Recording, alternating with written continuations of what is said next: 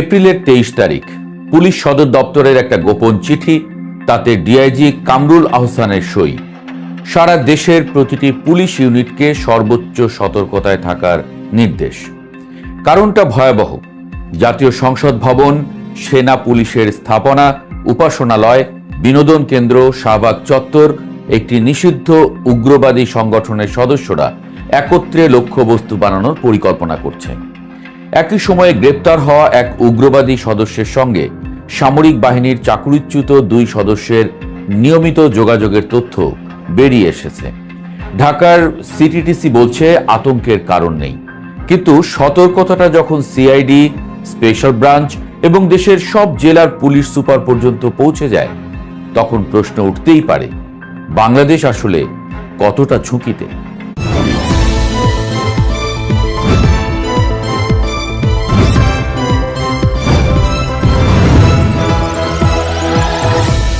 বাংলাদেশে জঙ্গিবাদ কোনো নতুন ঘটনা নয়। ইতিহাসের সুতো ধরলে দেখা যাবে মাটির নিচে শিকড় অনেক গভীরে।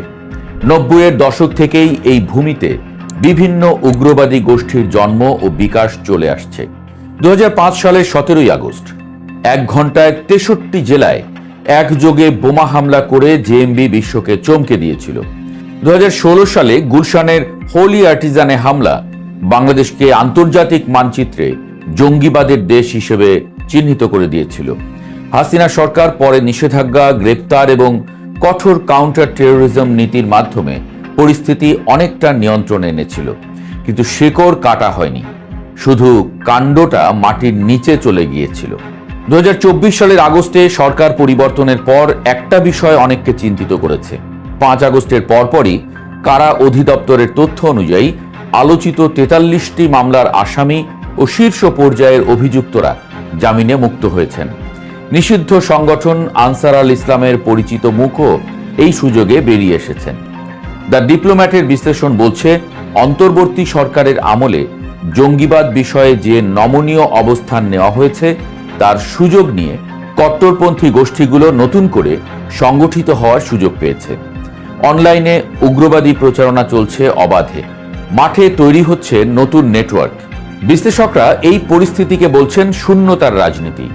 যেখানে শূন্যতা তৈরি হয়, তাতে বিপজ্জনক কিছু একটা ঢুকে পড়ে। বাংলাদেশে এখন কোন হুমকিটা বড়?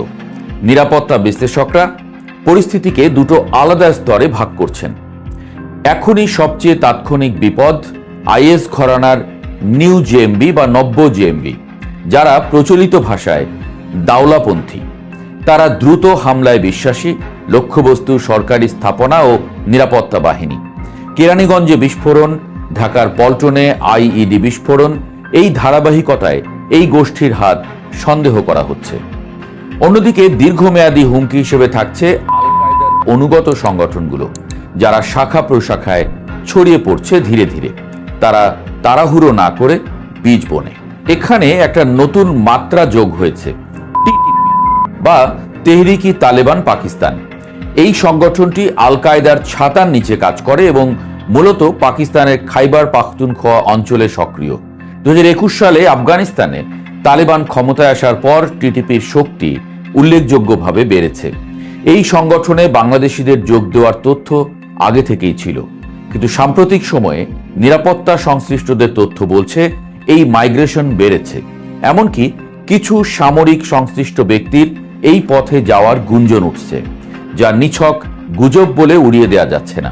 কিন্তু সাম্প্রতিক সময়ে নিরাপত্তা সংশ্লিষ্টদের তথ্য বলছে এই মাইগ্রেশন বেড়েছে। এমনকি কিছু সামরিক সংশ্লিষ্ট ব্যক্তির এই পথে যাওয়ার গুঞ্জন উঠেছে, যা নিছক গুজব বলে উড়িয়ে দেওয়া যাচ্ছে না বলে বিশ্লেষকরা মনে করছেন। এই মানুষগুলো প্রশিক্ষিত, তারা যখন ফিরে আসেন তখন নিয়ে আসেন নতুন কৌশল। পাকিস্তানের প্রসঙ্গটা আরও সরাসরি। হাসিনার পতনের পর বাংলাদেশ পাকিস্তান সম্পর্ক দ্রুত পুনর্গঠিত হয়েছে, সামরিক ও কূটনৈতিক যোগাযোগ বেড়েছে। এখন প্রশ্ন হলো, এই নৈকট্য কি শুধুই কূটনৈতিক? ভারতের গোয়েন্দা প্রতিবেদন বলছে পাকিস্তান ভিত্তিক সংগঠনগুলো বাংলাদেশকে নতুন ঘাঁটি হিসেবে ব্যবহারের চেষ্টা করছে। ডিপ্লোম্যাটের বিশ্লেষণ বলছে, জামায়াতুল মুজাহিদিন বাংলাদেশের একজন সাবেক নেতার টিটিপি এবং আল কায়দার সঙ্গে যোগসূত্র রয়েছে। যা নিরাপত্তা গবেষকদের কাছে সুপরিচিত। পাকিস্তান সরাসরি নির্দেশ দিচ্ছে কিনা সেই প্রমাণ নেই, কিন্তু আদর্শগত ও কাঠামোগত সংযোগটা অস্বীকার করার সুযোগ নেই। তাহলে বাংলাদেশ এই অবস্থায় এলো কেন? উত্তরটা সহজ নয়, কিন্তু কয়েকটা সুতো স্পষ্ট। প্রথমত, দারিদ্র্য ও বৈষম্য সবসময়ই উগ্রবাদী নিয়োগের উর্বর মাটি। দ্বিতীয়ত, একটা নির্দিষ্ট ধরনের মাদ্রাসা শিক্ষার মধ্যে দশকের পর দশক ধরে যে কট্টর আদর্শের বীজ বোনা হয়েছে সেটা এখন ফল দিচ্ছে। তৃতীয়ত, এটা সবচেয়ে গুরুত্বপূর্ণ, রাজনৈতিক অনিশ্চয়তা। সরকার পরিবর্তনের সময় নিরাপত্তা কাঠামো দুর্বল হয়, নজরদারিতে ফাঁক পড়ে। সেই ফাঁকে অন্ধকারে যারা ছিল তারা একটু আলোয় উঠে আসে। চতুর্থত, নতুন প্রজন্মের উগ্রবাদীরা শুধু মাদ্রাসার ছাত্র নয়, তারা বিশ্ববিদ্যালয়ে পড়া, প্রযুক্তি জ্ঞান সম্পন্ন, ডিজিটাল প্ল্যাটফর্মে দক্ষ। এই মিশেলটা আগের তুলনায় অনেক বেশি বিপজ্জনক।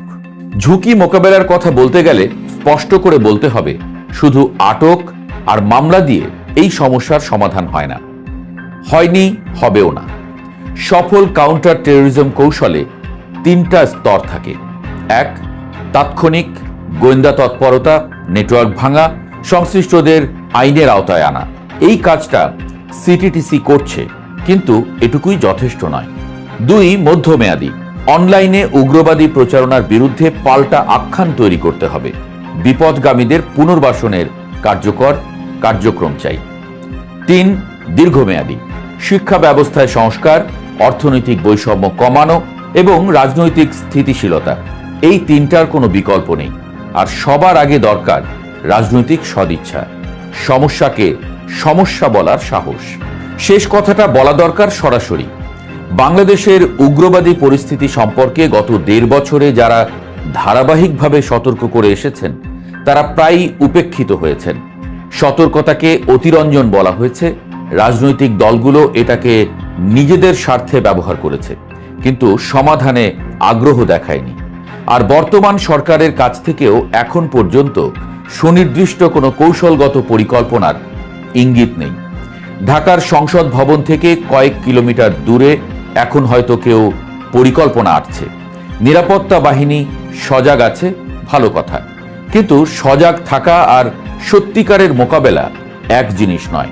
বাংলাদেশের 30 বছরের জঙ্গিবাদের ইতিহাস বলছে, প্রতিবার শুধু আগুন নেভানো হয়েছে, জ্বালানির উৎস খোঁজা হয়নি। যতদিন সেই উৎসে হাত না দেওয়া হবে, আগুন আবার জ্বলবে। তাই এবার সেই উৎসে হাত দিতেই হবে।